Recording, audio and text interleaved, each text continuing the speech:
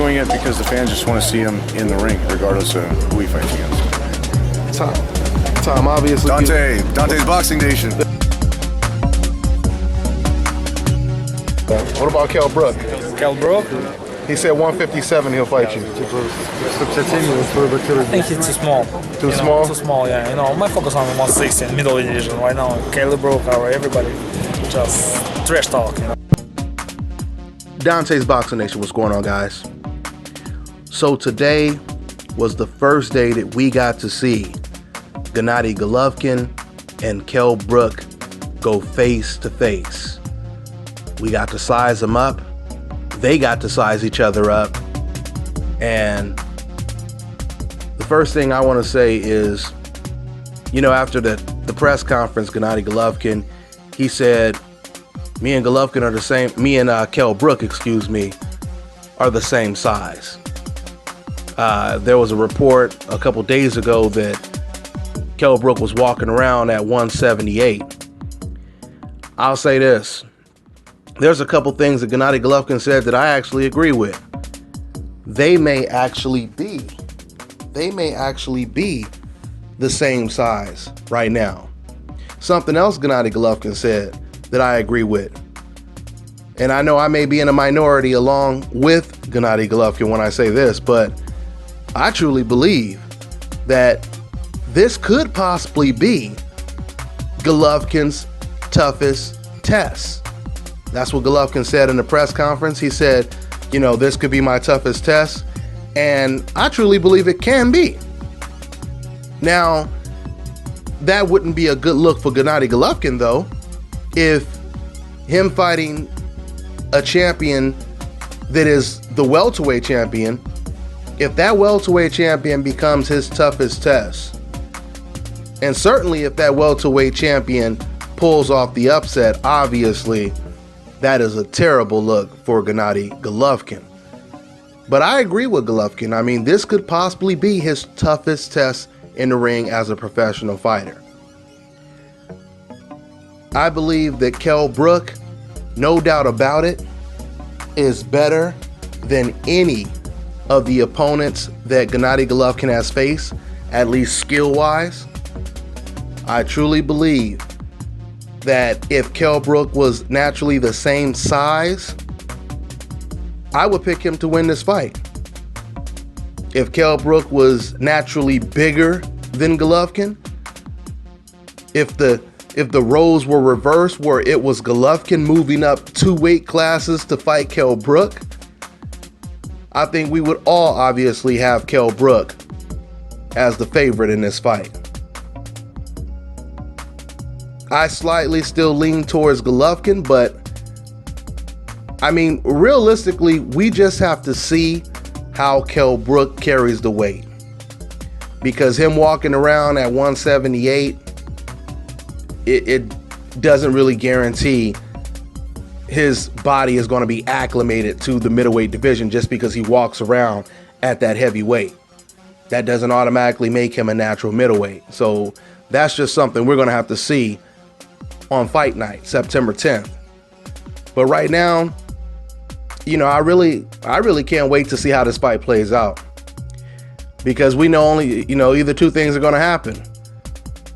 Either Kell Brook is going to get the shit beat out of him, and he's going to realize that that middleweight division is a whole different ball game as opposed to fighting as a welterweight, or we're going to see Pacquiao De La Hoya.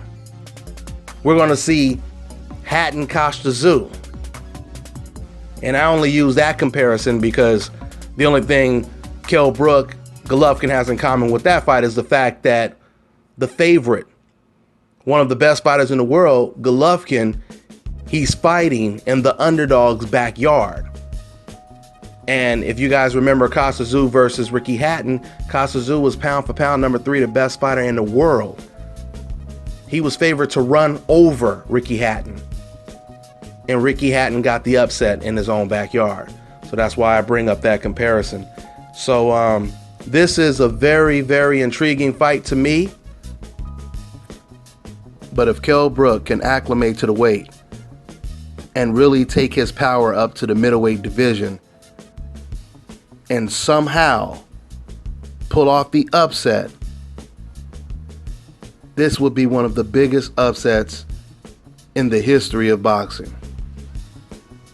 Now, once again, unfortunately for Gennady Golovkin, he's in a lose-lose situation.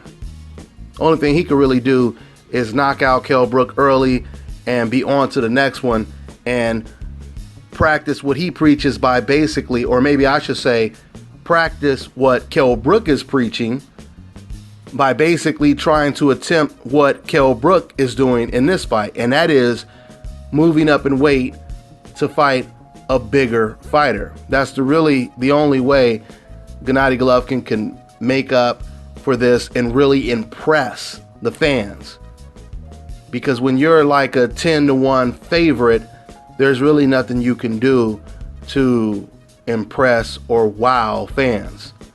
If you knock him out, the perception is you're knocking out a welterweight. And it's unfortunate for Gennady Golovkin, because for all we know, like I said earlier, for all we know, Kell Brook can go in there and turn out to really be a natural middleweight, or at least a natural junior middleweight, and actually give Gennady Golovkin his toughest fight.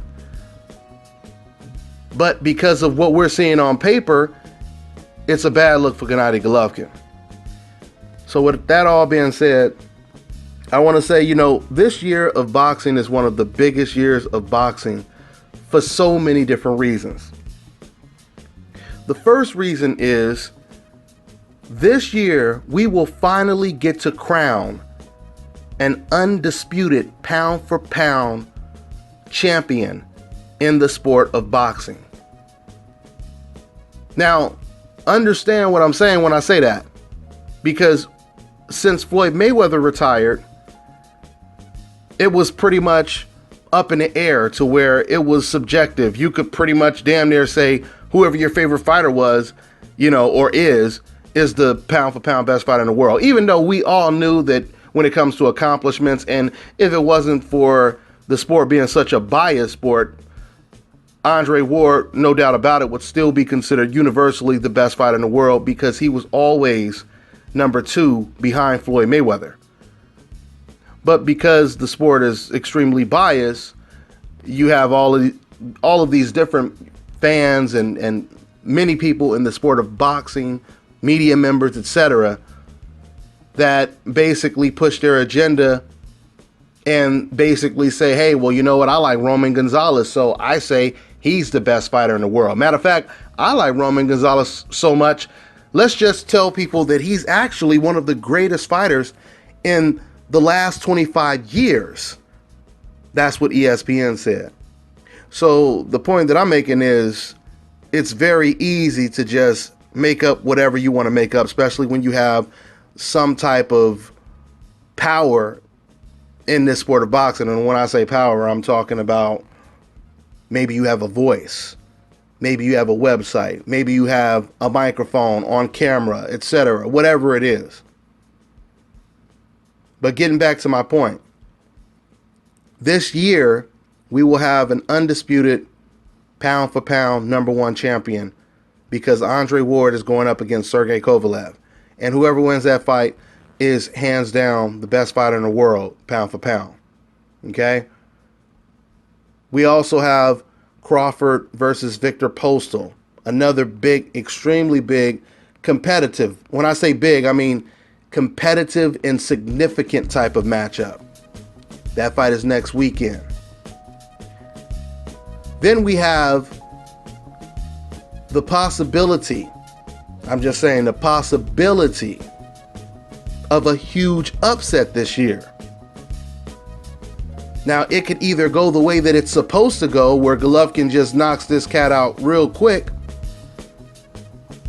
and, gets on to the next one, or it could turn out to be one of the biggest upsets we've seen in quite some time. So we'll see.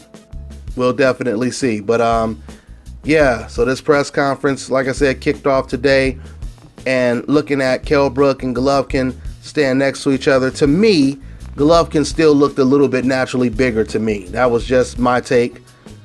It it of course, you know, it's going to keep reminding us of Canelo versus Khan. Because Khan was actually taller than Canelo, it almost looked like he was about the same size. And he probably was, weight-wise he probably was, but once again, just because you weigh the same as someone doesn't necessarily mean you're going to be comfortable fighting 2 weight classes higher than you're used to. So that's pretty much all I got for now, guys. I'm on to the next one. Hi, you're watching Dante's Boxing Nation.